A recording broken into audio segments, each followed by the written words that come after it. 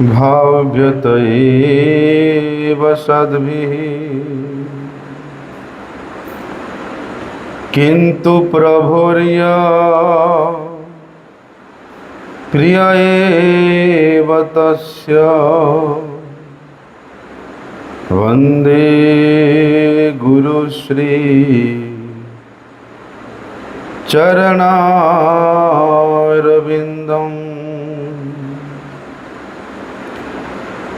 वाञ्छाकल्पतरोर्भ्यश्च कृपा सिन्धुभ्यैव च पतितानां पावनेभ्यो वैष्णवेभ्यो नमो नमः। नमो महावदन्याय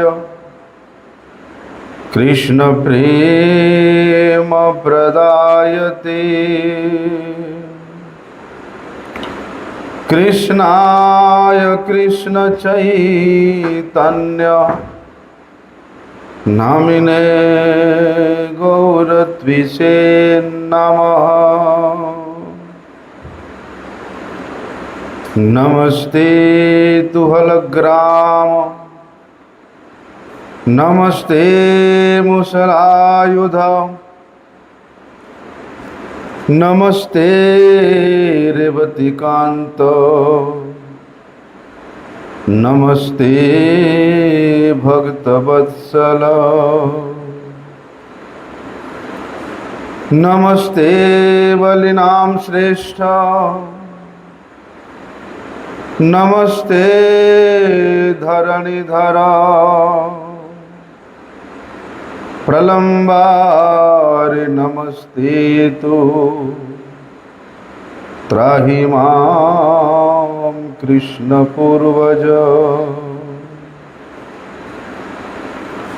भुजे सव्य वेणुं शिरसि शिखिपीच्छं कटितटे दुकुलं नेत्रान्ति सहचरि कटाक्षं च विदधते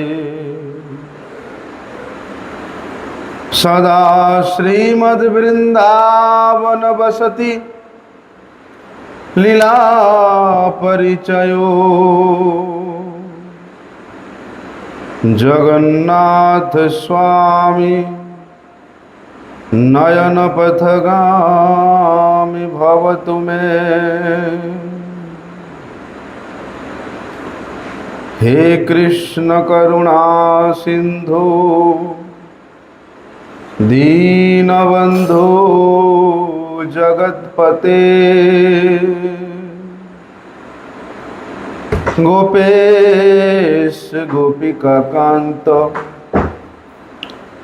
राधाकांत नमोस्तुते।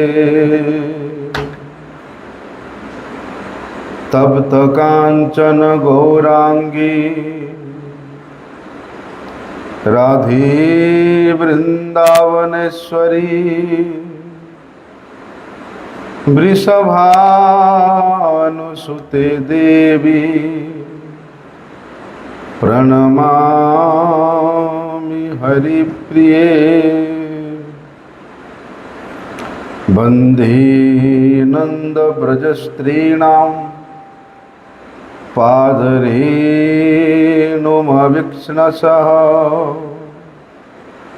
यासां हरिर्कथोद्गीतं पुनाति भुवनत्रयम्। भक्त्या विहीनाम् अपराधलक्ष्ये सेविताश्च कामादितरङ्गमध्ये कृपामयि त्वां शरणं प्रपन्नं वृन्दे नमस्ते चरणारविंदम पतित पावन परम करुणामय परम आराध्यतम श्री गुरुपाद पद्म नित्य लीला प्रविष्टम विष्णुपाद परमहंस परिव्राजकाचार्य अष्टोत्तर शत श्री श्रीमद् शिल भक्ति वल्लभ तीर्थ गोस्वामी गुरु महाराज जी के श्री अभय चरणारविंद में साष्टांग दंडवत प्रणाम करते हुए उनकी हेतु की कृपा प्रार्थना करते। परम आराध्यतम शिक्षा गुरुपाद पद्म नित्य लीला प्रविष्टम विष्णुपाद परमहंस श्री श्रीमद् शिल भक्ति विज्ञान भारती गोस्वामी महाराज जी के पाद पद्म में साष्टांग दंडवत प्रणाम करते हुए उनकी हेतु की कृपा प्रार्थना करते।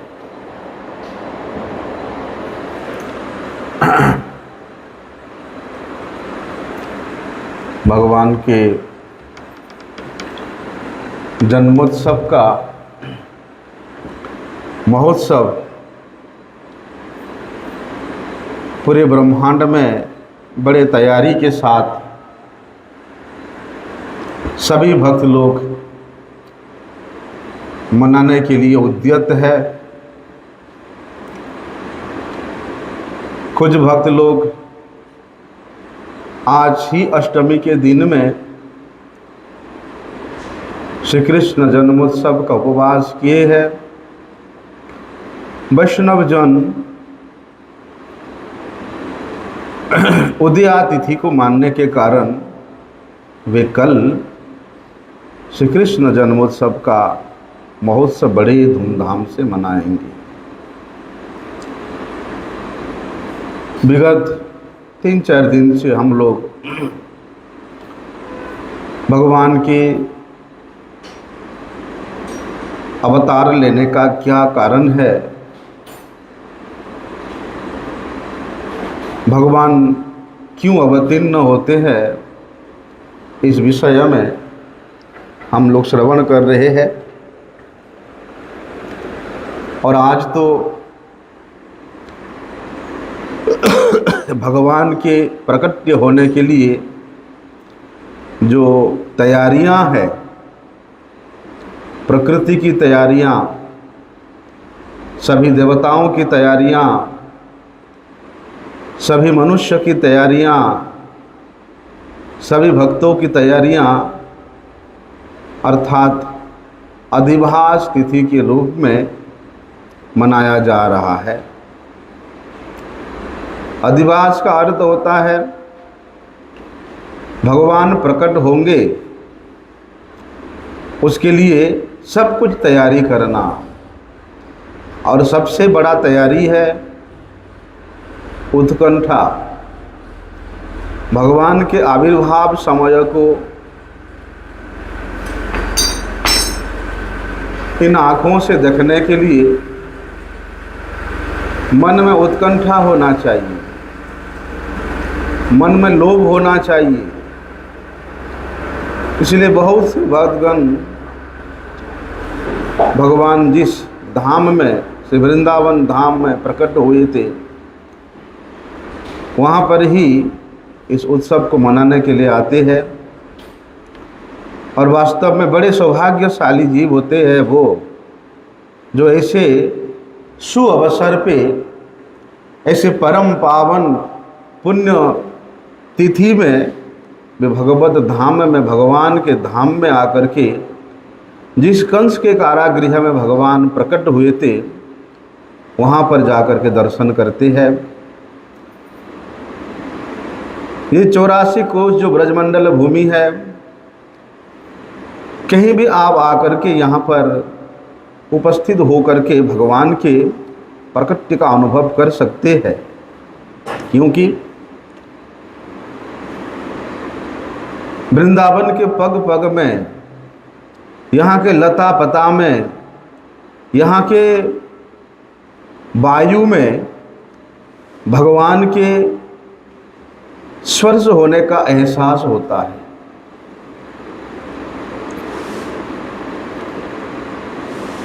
क्यों? क्योंकि ये समूचे ब्रजमंडल ये भगवान के भक्तों का ही स्थान है। इसलिए चाहूँ और आप कहीं भी जाओ, भगवान के गुणावली का ही यहाँ आपको कीर्तन श्रवण करने को मिलता है। कहीं भी चले जाओ आप, जो भी हम लोग जिस प्रसंग को 2-3 दिन से श्रवण कर रहे हैं, उसी प्रसंग को आगे हम लोग श्रवण करने के लिए प्रयास करेंगे।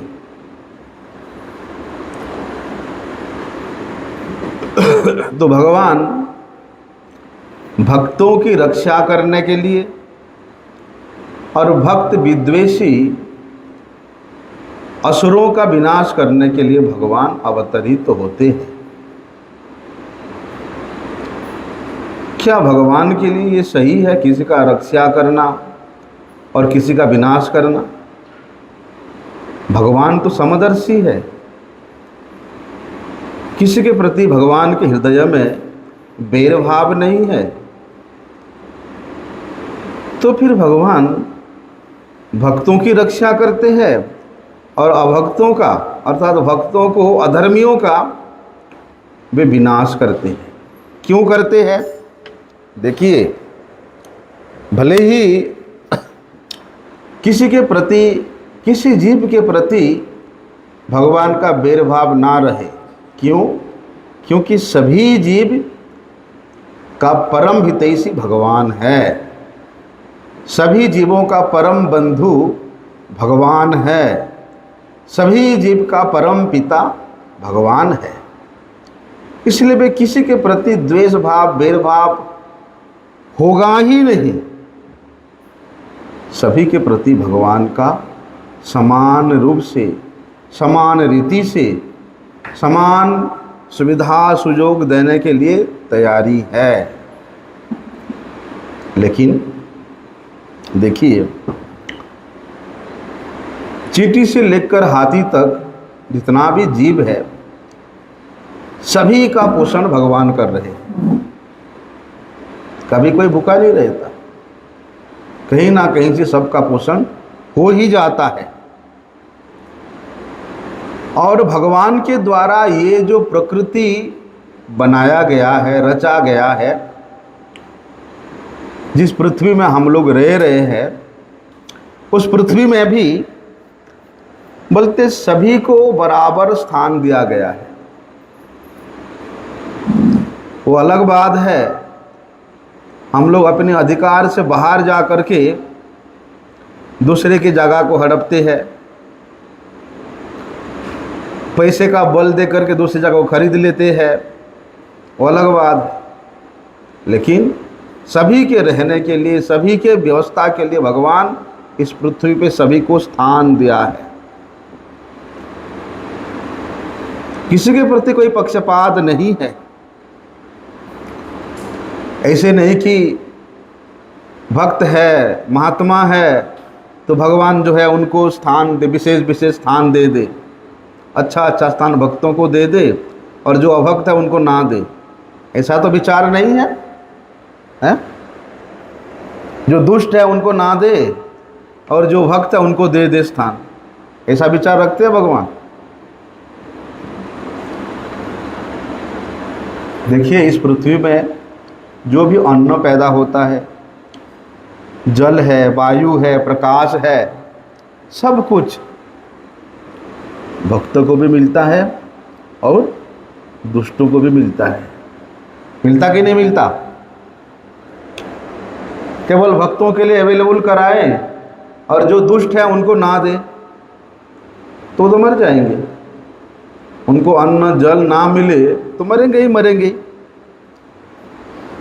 देखो, लेकिन जो लोग भगवान के विधान के अनुसार जीवन यापन करते हैं, भगवान का विधान क्या है?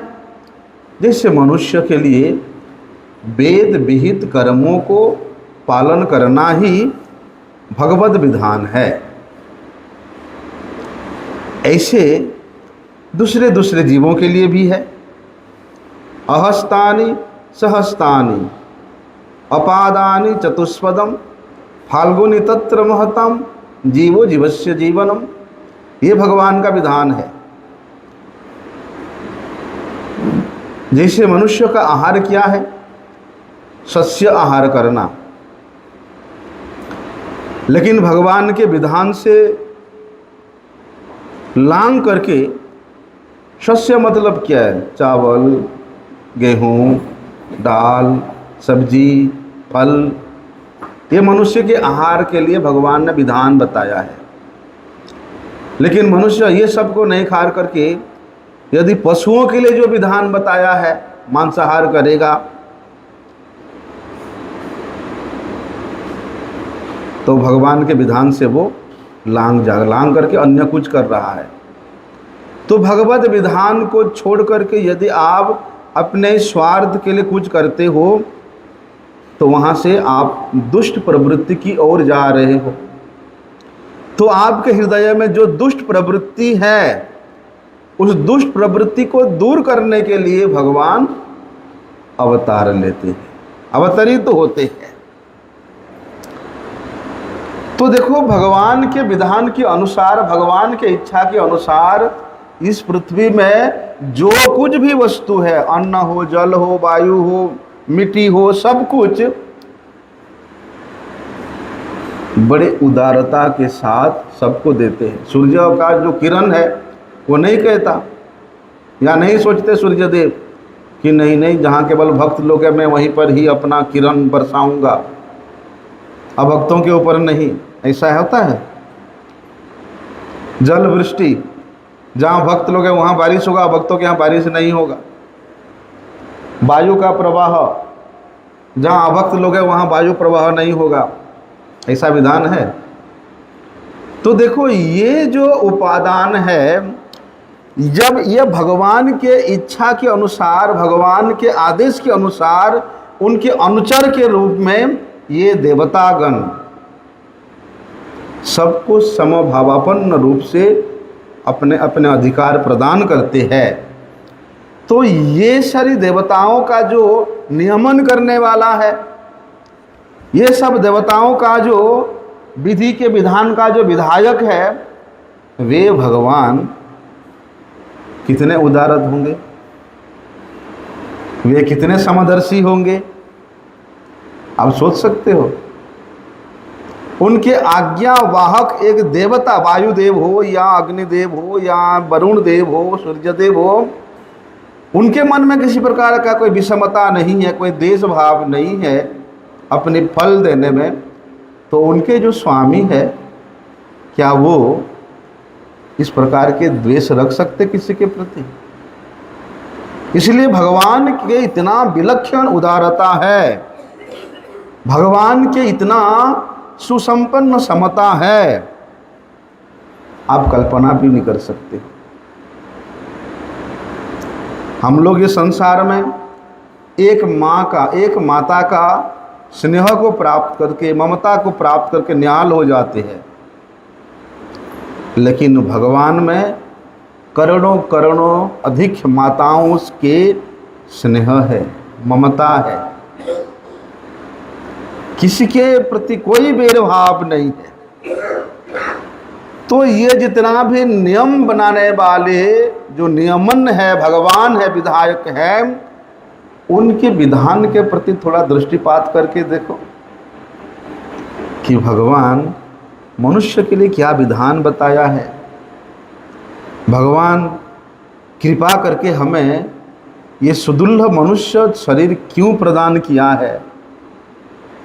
तो भगवान के उस विधान को थोड़ा विचार करके देखो, महाराज गदगद हो जाएगा हृदय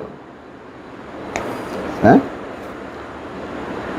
केवल विचार करो, भगवान के प्रति कभी कभी देखा जाता है बचपन में माँ का जो स्नेह है, ममता है, उसको स्मरण करके हृदय गदगद हो जाता है।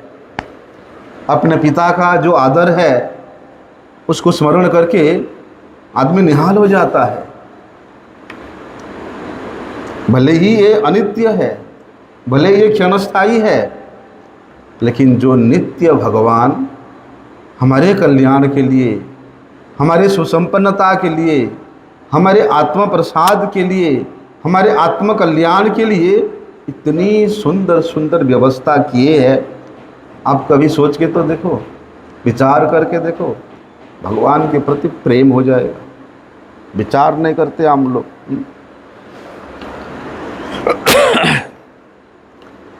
भगवान का उन दुष्टों से कोई विरोध नहीं है। अब देखो, शिशुपाल ने सुबह उठने से लेकर रात तक सोने तक भगवान को गालियां ही देता था, है? उसके बीच में कई बार शिशुपाल के साथ भगवान का वार्तालाप भी हुआ, मिलना भी हुआ, लेकिन भगवान कोई विरोध नहीं किया। इसलिए ऐसे जो दुष्ट पुरुष है उनका विरोध भगवान नहीं करते, लेकिन ऐसे दुष्ट पुरुषों के द्वारा जो दुष्कर्म है उस दुष्कर्म का विरोध भगवान करते हैं। क्यों? क्योंकि दुष्कर्म के द्वारा ही तो लोगों का अनिष्ट होता है, दुष्कर्म के द्वारा ही तो संसार का अनिष्ट होता है, दुष्कर्म के द्वारा ही तो अपने स्वयं का भी अनिष्ट होता है। क्योंकि भगवान सर्वसुहृद है, सबके प्रति कृपा करने वाले हैं, सबका कल्याण करने वाले हैं। किसी के घर में उसका पुत्र बिगड़ रहा है, उद्दंडता कर रहा है, तो क्या माता पिता उसको नहीं समझाते हैं? खूब प्रयास करते हैं कि हमारा पुत्र, बोलते हैं, ठीक लाइन पे आ जाए, ठीक मार्ग पे आ जाए, खूब प्रयास करते हैं।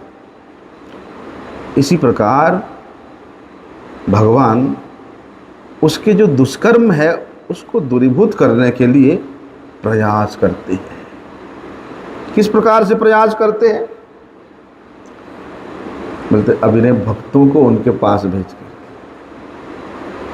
अपने निज जन को उनके पास भेज करके भगवान उनका कल्याण करते हैं।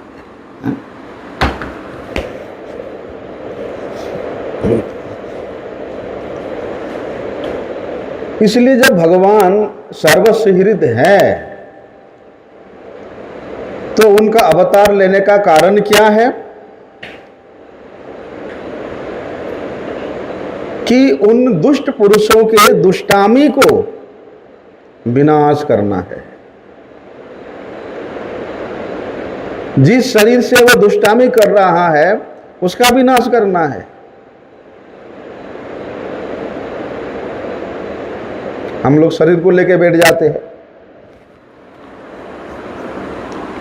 उसके शरीर को नष्ट करके उसके हृदय में सद्बुद्धि प्रदान करते हैं।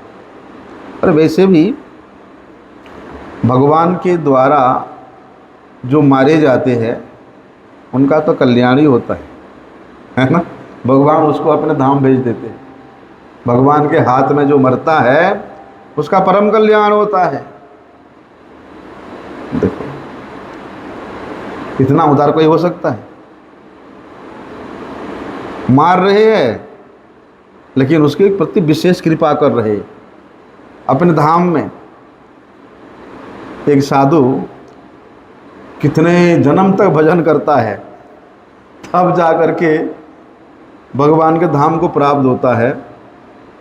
और ये दुष्ट व्यक्ति साधुओं का निंदा किया, साधुओं से बैर किया, भगवान के द्वारा उसका मृत्यु हुआ, सीधे भगवत धाम की प्राप्ति। तो क्या हम लोग पाप कर्म करते रहे, वैष्णवों का निंदा करते रहे हैं? क्योंकि ऐसा करेंगे तो हमको मारने के लिए भगवान को आना पड़ेगा ना।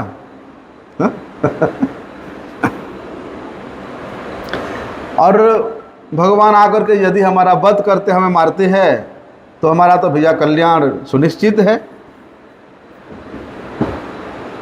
फिर जिन संतों ने इतना संयम करके, इतना सदाचार का पालन करके इतना श्रम साध्य साधन करके भगवान को प्राप्त करने का प्रयास करते हैं, उसका क्या है भाई? इतना कष्ट साध्य साधन करने के बाद भी भगवान मिलते नहीं मिलते कोई ठीक नहीं, तो क्या उन साधुओं के मन में निराशा नहीं होगा? वास्तव में भगवान उन पापियों को मारने के लिए आते हैं जो पापी का वध दूसरे किसी के हाथ नहीं हो सकता।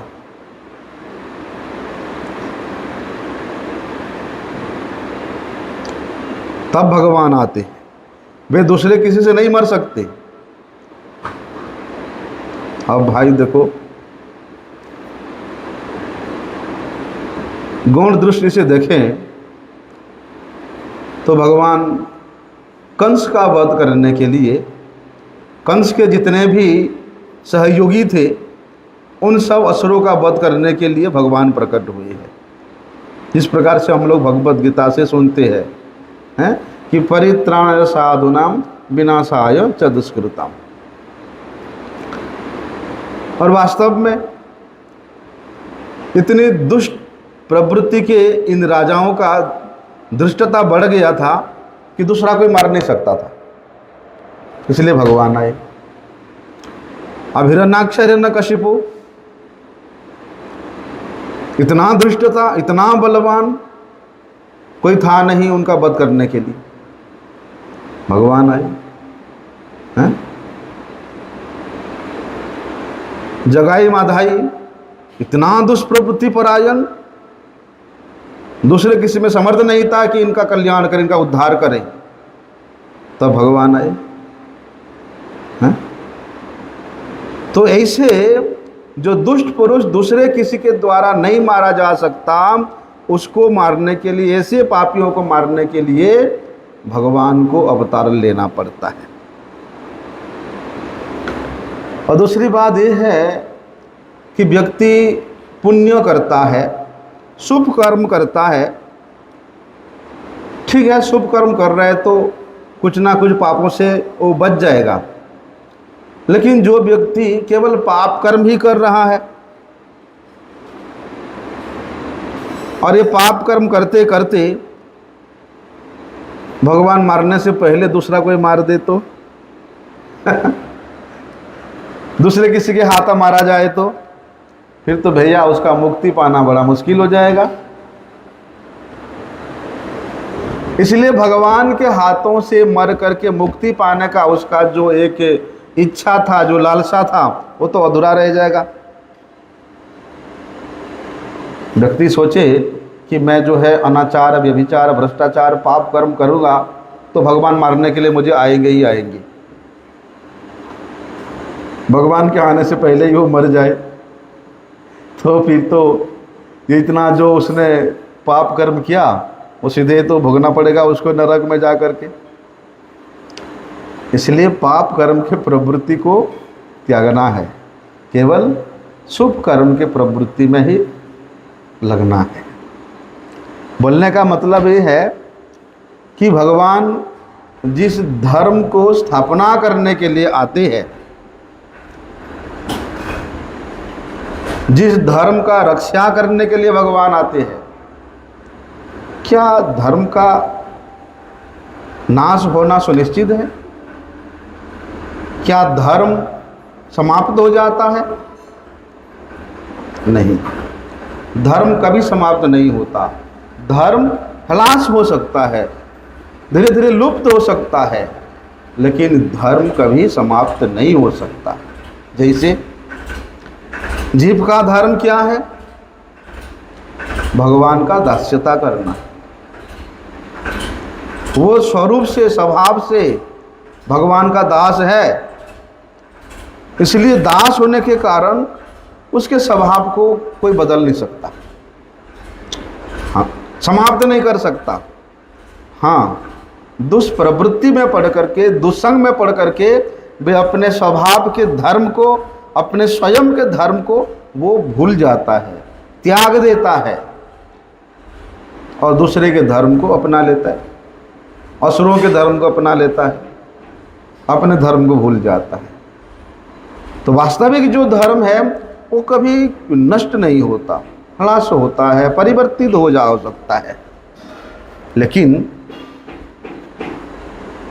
भगवान संत के रूप में, भक्त के रूप में, महापुरुष के रूप में प्रकट होकर के वे जीवों के हृदय में निष्काम भाव का उपदेश करते हैं।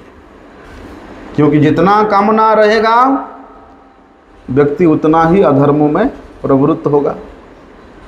इसलिए निष्काम भाव उसके हृदय में किस प्रकार से होगा उसके लिए भगवान आदेश करते हैं, प्रचार करते हैं और धर्म की स्थापना करते हैं। क्योंकि जब तक हमारे हृदय में निष्काम भाव नहीं आएगा या निष्काम भाव का कमी रहेगा, तब तक संसार की जो असद वस्तु है उन असद वस्तुओं को हम लोग विशेष रूप से महत्व देंगे। उस असद वस्तु का जो सत्ता है वो हमारे हृदय में आकर के बैठ जाएगा और असद वस्तु के प्रति, असद कर्म के प्रति हम जितना महत्व देते हैं, जितना उस सत्व में प्रतिष्ठित होते हैं, बोलते हैं उतना ही हमारे हृदय में अधर्म की वृत्ति बढ़ती है। और अधर्म की वृत्ति बढ़ने से व्यक्ति सोचता नहीं कि क्या अच्छा है और क्या बुरा है। फलस्वरूप क्या होता है, मनुष्य दुष्ट स्वभाव वाला हो जाता है। चोरी करना, लड़ाई करना, झगड़ा करना, किसी को मार देना, ये करना, वो करना, इस प्रकार दुष्ट स्वभाव वाला वो व्यक्ति बन जाता है। इसलिए भगवान अवतार लेकर के स्वयं आचरण करके, जैसे श्रीमन महाप्रभु स्वयं कहते हैं कि आपन आचरी धर्म सिखामु सवारी। उनको क्या जरूरत था, वे तो षड़ेश पूर्ण भगवान है, उनको इतना सन्यासी धर्म में प्रवृत्त होकर के रहने की क्या आवश्यकता है, भक्त के रूप में रहने की क्या आवश्यकता है। गंभीरा के दीवारों पे अपने सिर को पटक पटक करके लाल खून कर देना क्या आवश्यकता है, हैं? इतना व्रत, इतना नियम करने का क्या आवश्यकता है। भाई आप तो षड़ेश्वर्य पूर्ण भगवान हो, लेकिन भगवान स्वयं आचरण करके उन दुष्टों के हृदय में जो अधर्म की प्रवृत्ति है उसको दूर करने के लिए आते हैं, उस निष्काम भाव का प्रचार करते हैं। क्योंकि ऐसे निष्काम भाव के प्रचार से ही वास्तविक जो धर्म है उसकी स्थापना अपने आप हो जाता है, तब जा करके संभव है। क्योंकि धर्म का आश्रय एकमात्र भगवान है। भगवान को छोड़ दें तो धर्म नहीं। धर्म का परम आश्रय भगवान है और इस धर्म को जानने वाले कौन है, द्वादश महाजन है। उन द्वादश महाजनों के अनुगत्य में रह करके व्यक्ति इस धर्म को जान सकता है, इस धर्म को पालन कर सकता है, जो कि परंपरा क्रम से, शुद्ध वैष्णव परंपरा क्रम से यही धर्म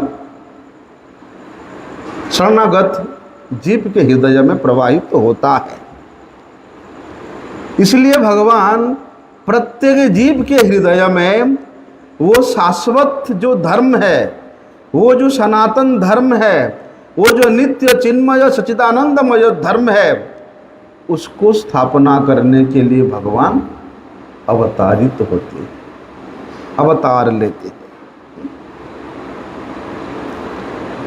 जैसे कि उस श्लोक में हम लोग सुनते हैं कि धर्म संस्थापनार्थाय, संस्थापन करने का मतलब है कि सम्यक रूप से स्थापना करना,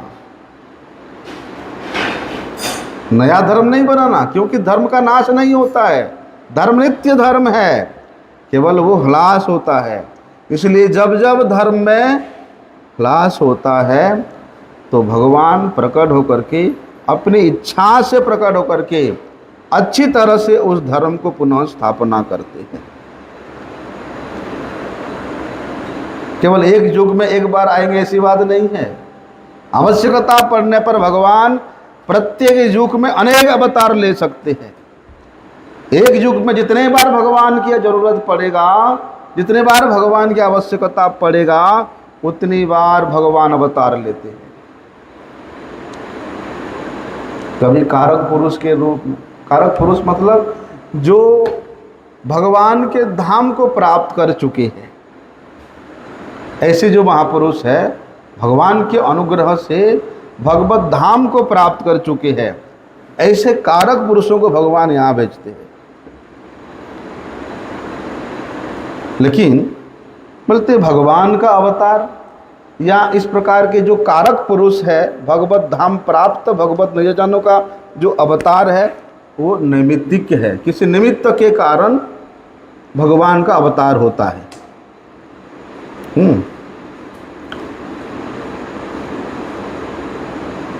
जैसे कल भगवान का अवतार होगा, किस निमित्त से होगा? हुआ कि ब्रह्मा जी सभी देवताओं को लेकर के गौ माता के साथ उस क्षीर सागर के तट पर प्रार्थना करते हैं कि भगवान, पृथ्वी माता अधर्म में प्रतिनिध होकर के बहुत कष्ट पा रही है, इसलिए पृथ्वी का जितने भी आश्रय है, जितना भी जीव है, सब अत्यधिक कष्ट साध्य जीवन बिता रहे हैं, इसलिए आपको अवतरित होना पड़ेगा। इस निमित्त से भगवान का अवतार हुआ। जितने भी अवतार के विषय में हम लोग सुनते हैं, भगवान का अनंत अवतार है। श्रीमद् भागवत में जो 24 अवतार है, यहाँ 10 अवतार है, जितने भी अवतार है किसी ना किसी निमित्त से अवतरित हुए हैं।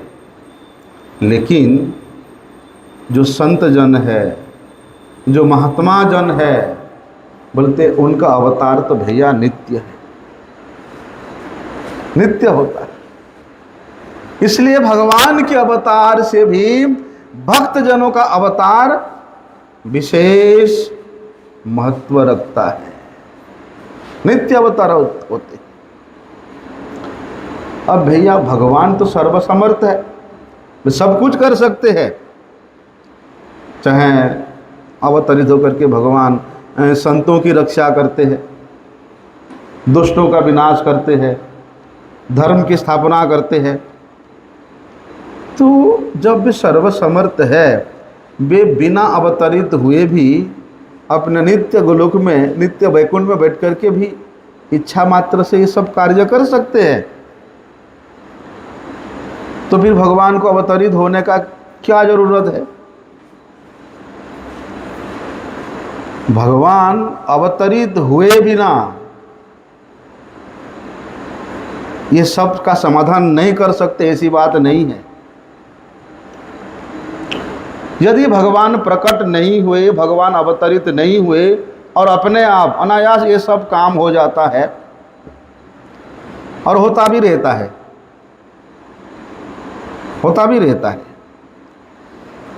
लेकिन फिर भी जीवों पर विशेष कृपा करने के लिए भगवान अवतार ग्रहण करते हैं, विशेष कृपा करने के लिए। किस प्रकार का कृपा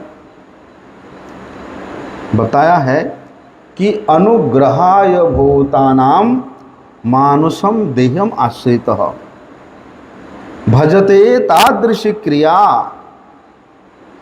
भजते तादृशी क्रीड़ा यहाँ श्रुत्वा तत्परो भवेत्। भगवान जीवों पर विशेष कृपा करने के लिए अपने को मानुषिम तनुम आश्रितम, मनुष्य के रूप में प्रकट करते हैं। और वे मनुष्य के रूप में प्रकट होकर के भगवान ऐसी ऐसी मधुराति मधुर अद्भुत अद्भुत लीला करते हैं। उन लीलाओं को सुन करके, उन लीलाओं का श्रवण करके, उन लीलाओं का कीर्तन करके मनुष्य भक्त हो जाता है, भगवत परायण हो जाता है। यदि भगवान अवतरित ना होए तो लीला नहीं होगा, और उनके लीला कथा को श्रवण किए बिना किसी जीव का उद्धार होगा ही नहीं, कल्याण होगा ही नहीं। और बात रहा जब भगवान प्रकट होते हैं, उनके प्रकटकालीन समय में जो भी भगवान का दर्शन करता है, और भैया भगवान प्रकट हुए हैं, साक्षात विराजमान हैं, तो उनके प्रकटकालीन समय में जो भगवान का दर्शन करता है, उनका स्पर्श करता है, उनसे वार्तालाप करता है, या किसी ना किसी प्रकार से उनके संबंध में आएंगे ही आएंगे। जैसे जब भगवान श्री राम अपनी लीला को संवरण करके साकेत को पुनः पधारने के लिए तैयार हुए, तो संपूर्ण अयोध्या वासियों को अपने साथ ले गए। क्यों? कि वे संपूर्ण अयोध्या वासी भगवान को इन आँखों से देखे हैं, स्पर्श किए हैं, उनके बातों को सुने हैं, उनसे वार्तालाप किए हैं, तो कैसे रह सकते हैं?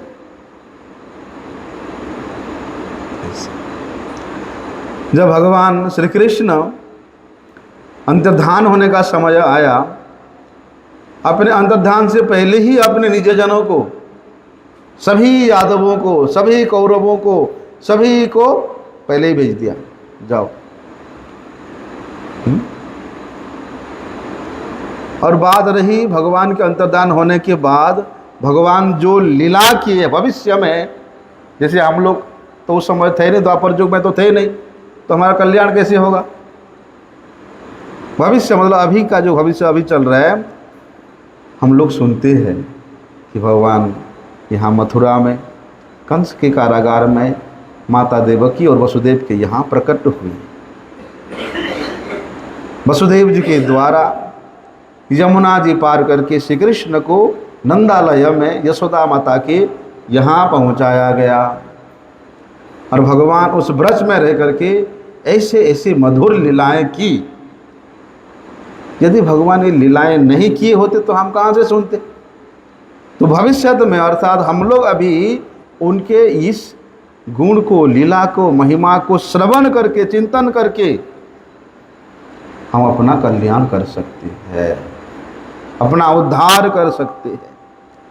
और बोलते हैं भगवान के गुण महिमा श्रवण करके, कीर्तन करके, श्रवण करके जितनी सहजता से ये संसार सागर को पार करके भगवत प्राप्ति हो सकता है, दूसरा कोई साधन है ही नहीं, दूसरा कोई उपाय नहीं। जब भगवान को प्राप्ति करना इतना सुलभ है, और भगवान वे सुलभता स्वयं अवतरित होकर के हमें प्राप्त कराए हैं, तो हम उसे क्यों वंचित रहें, है ना?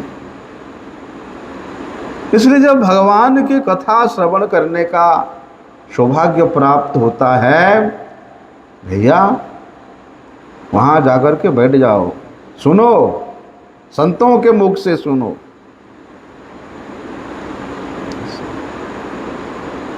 क्योंकि संत जन वे निष्काम होते हैं, वे शांत होते हैं, वे भगवत परायण होते हैं। इसलिए उनके मुख से जो कथा होती है वास्तव में वही भक्ति की कथा है, वास्तव में वही हरि की कथा है, वास्तव में वही भागवत की कथा है। लेकिन भक्ति की कथा में जहाँ पर आपके लेने देने, पैसे लेने देने का विनिमय हो जाता है, वहाँ भक्ति समाप्त। हम सोचते हैं कि हम बहुत पैसे दे करके बड़े भागवती को बुलाएंगे और भागवत सप्ताह करेंगे, उसमें आपका सुकृति हो सकता है, भक्ति नहीं होगा। स्वीकृति मिल सकता है क्योंकि आपने धार्मिक कार्य किया है। भक्ति का कार्य करोगे तो भक्ति मिलेगा, धार्मिक कार्य करोगे तो स्वीकृति मिलेगा। हाँ, किसी निष्काम संत पुरुष से आप कथा सुनो, उसी से ही आपका वास्तव में भक्ति के कारण हो जाता है। तो इस प्रकार लोगों का उद्धार हो रहा है भगवान के इन लीला चरित्रों को संतों के मुख से सुन करके। तो ये एक ऐसी रीति है, इस रीति को चलाने के लिए भगवान अवतरित होकर के कर्मई नाना विध क्रियाम मद भक्त विनोदार्थम, मैं मेरे भक्तों को विनोद करने के लिए, विनोद मतलब उनमें आनंद प्रदान करने के लिए, क्योंकि भक्त के आनंद का विषय बड़े बड़े बिल्डिंग, बड़े बड़े गाड़ी, एसी रूम ऐसे नहीं होता है। भक्त का आनंद, उस आनंद कद भगवान के कथा में होता है, उस आनंद कद भगवान के नाम में होता है। अच्छा, भगवान के कई ऐसे प्रेमिक भक्त होते हैं जो भगवान के साथ खेलना चाहते हैं, उनके साथ उठना बैठना, दोस्ती करना चाहते हैं, उनके साथ रहना चाहते हैं। अब भाई इतना वर्षों से वो लोग इतना अभिलाषा किए हैं, तो उनके अभिलाषा को पूर्ण करने के लिए भगवान अवतरित होते हैं। अब देखो, उन भक्तों का इच्छा हुआ कि हम भगवान के साथ ब्रज के वन वन में जाकर के गौचारण करें, हैं, यमुना जी में जलकेली करें, वन में जाकर के अनेक प्रकार के खेल खेलें। तो भगवान को तो अवतार लेना ही पड़ेगा ना, उनकी इच्छा को तो पूरा करना ही पड़ेगा। इसलिए इस प्रकार का अभिलाषा लेकर के भगवान के भजन में प्रवृत्त होना चाहिए। अब देखो, वसुदेव और देवकी ये पूर्व जन्म में द्रोण और धरा नाम के गंधर्व थे। बहुत कठोर तपस्या किया कि उस पर ब्रह्म परमेश्वर को अपने पुत्र के रूप में प्राप्त करने के लिए। अब इच्छा हुआ उनका पुत्र के रूप में प्राप्त होना है, करना है, तपस्या किया। अब भगवान आए कि नहीं आए?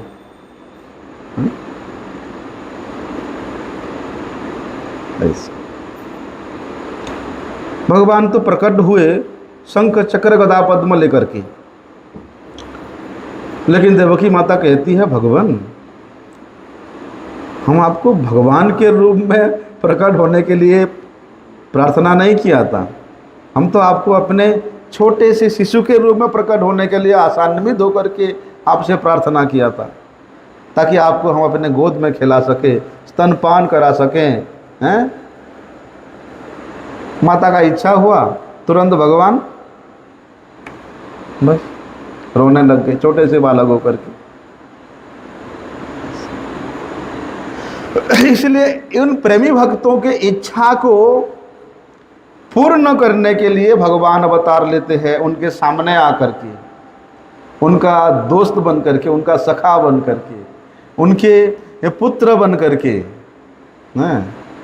उनके सामने आता, उनके साथ खेलते हैं, उनके साथ रहते हैं, उनके समान भाव वाले बन करके आते हैं, बड़े नहीं। सखा कहता है, कन्हैया भैया हमारे कंधों पे तो तू चढ़ गो, अब हमें भी तुम्हारे कंधे पे चढ़ाए लो, आजा। चला लेते भगवान सभी को अपने कंधों पे। इसलिए जिस युग में जितना कार्य की जरूरत है, जितना कार्य की जरूरत है, भगवान उसी के अनुसार अवतार लेते हैं और उस कार्य को भगवान पूरा करते हैं। इसलिए भगवान के अवतारों में तो भेद होता है, भगवान के स्वरूपों में कोई भेद नहीं होता, भगवान में कोई भेद नहीं है। लेकिन वे जो अवतार लेते हैं उन अवतारों में अवश्य भेद होता है भगवान, लेकिन भगवान सभी अवतारों में पूर्ण है। ओम पूर्णमदः पूर्णमिदं पूर्णात् पूर्णमुदच्यते पूर्णस्य पूर्णमादाय पूर्णमेव अवशिष्यते। भगवान सभी अवतारों में पूर्ण है और वे पूर्ण ही रहते हैं। लेकिन देखो, भगवान पूर्ण वस्तु है, न तत्समधि व्यतकश्च, ना उनके समान है, ना उनसे बड़ा है, वह समोर्ध तत्व है, किसी की जरूरत नहीं है भगवान को, वे पूर्ण है। भगवान के लिए कोई कर्तव्य नहीं है कि ये करना वो करना, कोई कर्तव्य नहीं है। और ना ही भगवान को कुछ पाने के लिए बाकी रह जाता है, हैं? फिर भी भगवान समय समय पर अवतार लेकर के केवल इस संसार के जीवों का, संसार के लोगों का हित करने के लिए वे सब कर्म करते हैं, सब कर्म करते हैं। इसलिए क्या करना चाहिए कि भैया मनुष्यों को केवल दूसरों के हित के लिए कर्तव्य कर्म करना चाहिए, अपने स्वार्थ के लिए नहीं।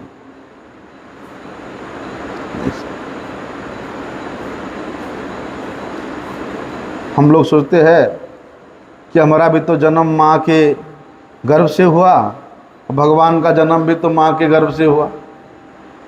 अरे मूर्खों, मनुष्यों के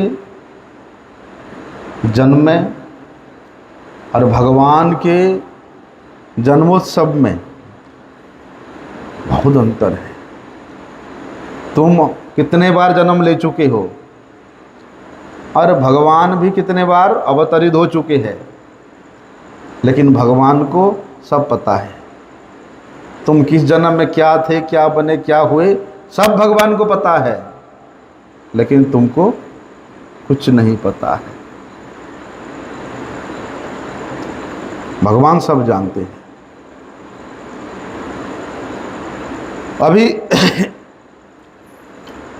मनुष्य जन्म क्यों होता है? प्रकृति के परवश होकर के होता है। जिस प्रकार का कर्म किया है उसके पाप पुण्य के कर्म को भोगने के लिए ही उसको जन्म लेना ही पड़ता है। इसलिए कर्मफल भोगी है वो मनुष्य। लेकिन उसका और भी एक उद्देश्य है, अपने कर्म के फल का भोगी तो है ही, उसके साथ भगवान को प्राप्त करने का भी उसका उद्देश्य है। लेकिन वो भूल जाता है, भगवान को प्राप्त करना है, भगवान का भजन करना है, वे भूल जाता है। क्यों? क्योंकि वे इस प्रकृति के अधीन होकर के प्रकृतिस्थ कार्यों में अपने आप को झोंक देता है। प्रकृति किसके अधीन है? भगवान के अधीन है। भगवान इस प्रकृति का मालिक है, लेकिन वो मनुष्य इस प्रकृति में आके सोचता है कि इस घर का मालिक मैं हूँ, इस बच्चों का पिता मैं हूँ, हैं?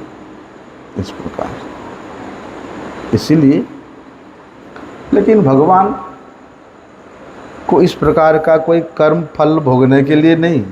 भगवान तो भैया बड़े स्वाधीनता पूर्वक अपनी योग माया के द्वारा स्वयं प्रकट होते हैं।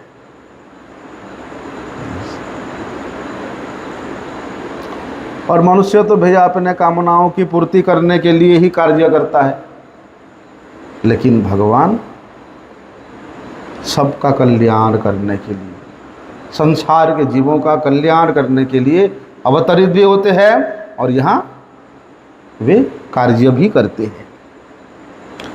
लेकिन भगवान का जो जन्म है ये मृत्यु से अतीत है, आप कल्पना भी नहीं कर सकते हो, क्योंकि भगवान अजन्मा है। लेकिन अजन्मा होने पर भी काल वे जन्मेंगे। क्यों जन्मते हैं? अभी हमने श्रवण किया, इसी कारण से कि जगत के कल्याण करने के लिए भी अजन्मा होते हुए भी जन्म लेते हैं। अजन्मा तो है ही, भगवान अविनाशी भी है, उनका कोई विनाश नहीं कर सकता, आप कल्पना भी नहीं कर सकते हो। इसलिए हम लोग देखते हैं कि भगवान जो है मनुष्य के रूप में अवतरित हुए हैं। तो क्या भगवान का जो नित्य स्वरूप है इस प्रकार नहीं है? जैसे भगवान श्री कृष्ण यहाँ ब्रज में मनुष्य के जैसा, उनका भी 2 हाथ है, 2 चरण है, 2 आँख है, 2 कान है, 1 जिह्वा है, मनुष्य के माप। ये तो मनुष्य का आकार है ना, उस प्रकार से प्रकट हुए हैं। इसका मतलब क्या, नित्य गोलोक में भगवान का इस प्रकार रूप नहीं है? यदि भगवान इस प्रकार मनुष्य आकार में प्रकट हुए हैं तो क्या वहाँ अलग रूप है? और कबीरदास गोस्वामी बताते हैं कि कृष्णेर जतेक लीला, जतेक खेला, तार मध्य नर लीला, नर बपु होए सर्वोत्तम। भगवान का जितना भी खेला है, लीला है, जितना भी अवतार हुआ है, बोलते उन तमाम अवतारों में बोलते जो मनुष्य शरीर रूपी धारण करके भगवान लीला करते हैं, वो सभी अवतारों से सर्वोत्तम लीला करते हैं।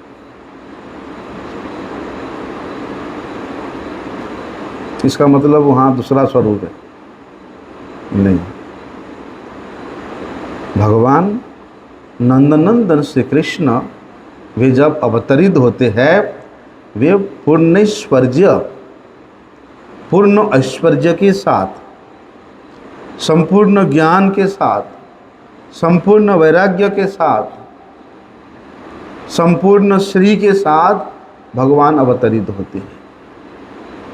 इसलिए ये जो नंदनंदन स्वरूप है, ये नित्य स्वरूप है। इसको केवल यहाँ अवतार लेने से ही होता है ऐसा नहीं सोचना। भगवान का ये जो स्वरूप है, त्रिभंग भंगिमा रूप, वंशीधारी अपरूप, अलका तिलक शोभा पाए, ये जो स्वरूप है ये भगवान का नित्य स्वरूप है। इसलिए सुखदेव गोस्वामी जी इस बात को बताया है।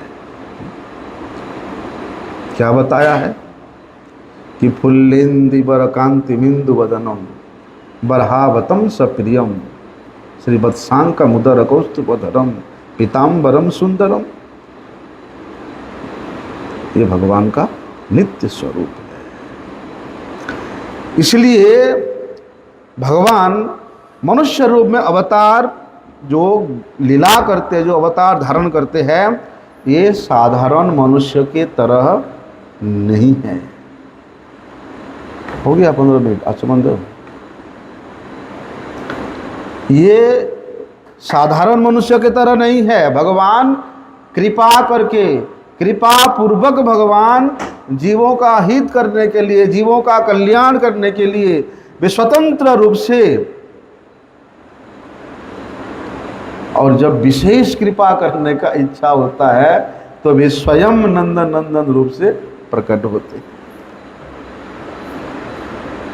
यही जो प्रकट होना, इसी को भगवत अवतार कहा जाता है। हम लोग यहाँ श्री कृष्ण जन्मोत्सव के रूप में उसको बड़े धूमधाम से मनाते हैं, क्योंकि भगवान का जन्म भैया कर्मों के परवश होकर नहीं होता। भगवान अपनी इच्छा से शरीर धारण करते हैं। इसलिए शास्त्र बताया है कि त्वं ब्रह्म परमं व्योमः पुरुषः प्रकृतेः परः अवतीर्णो असि भगवान स्वेच्छोपात पृथक वपुः। उद्धव जी भगवान से कहते कि हे भगवान, तम ब्रह्म परमं व्योमः, कि भगवान आप तो प्रकृति से परे है, परम पुरुषोत्तम है, चिदानंद स्वरूप परब्रह्म है, फिर भी आप अपनी स्वेच्छा से अलग अलग शरीर धारण करके आप अवतार लेते हैं। तो भगवान का ये जो अवतार है और जो सभी अवतारों के अंशी है, मूल है, उन भगवान के अवतार, उन नंद नंदन श्री कृष्ण के अवतार, उन यशोदा नंदन, देवकी नंदन, वसुदेव नंदन श्री कृष्ण के अवतार प्राकट्य कल 12 बजे होगा। हम सब बड़े सौभाग्यशाली हैं, भगवान के ऐसे प्राकट्य के मुहूर्त में उनके लीलास्थली जहाँ पर उनके चरणों की धूल, चरणों की रज व्याप्त है, उनके शरीर को, उनके श्री अंग को, उनके पीताम्बर को स्पर्श करता हुआ वायु प्रवाहित हो रहा है, उनके भक्तों के सांसों से निकला हुआ वायु यहाँ प्रवाहित हो रहा है। हम लोग ऐसे स्थान में आए हैं, इसलिए कल हम लोग बड़े निष्ठा से इस व्रत को करना। वैसे तो लौकिक दृष्टि से विचार करें, बोलते हैं कि 40 लाख एकादशी व्रत करने से जो फल मिलता है, अब एक जन्माष्टमी को के व्रत करने से वही फल मिलता है। हालांकि हम लोग वैष्णव लोग किसी फल के आकांक्षी नहीं हैं, हम तो केवल भगवान की प्रसन्नता के लिए व्रत आदि करते हैं। लेकिन फिर भी प्रयास करना, अब लोग कम से कम कल सूर्योदय से लेकर जब तक भगवान का अभिषेक ना हो जाए, उनका चरणामृत ना मिले, तब तक निर्जला रहना चाहिए। उसके बाद आप चरणामृत देकर जल वगैरह पी सकते हो, तब तक उसी टाइम तक ही व्रत है। लेकिन हम लोग उदया तिथि से मानते हैं, तो दूसरे दिन उदया तिथि तक ही व्रत रखना चाहिए। पारण का समय अभी निर्धारित हुआ है हमारी पंजिका में, इसलिए प्रयास करने में कोई व्यर्थता नहीं है। और कल हम लोग अधिक से अधिक रूप में भगवान के महिमा का, उनके अवतार के इस सिद्धांत को श्रवण करने के लिए प्रयास करेंगे। वंछा कल्पतरुभ्यश्च कृपा सिंधुभ्येव च पतितानां पावनेभ्यो वैष्णवेभ्यो।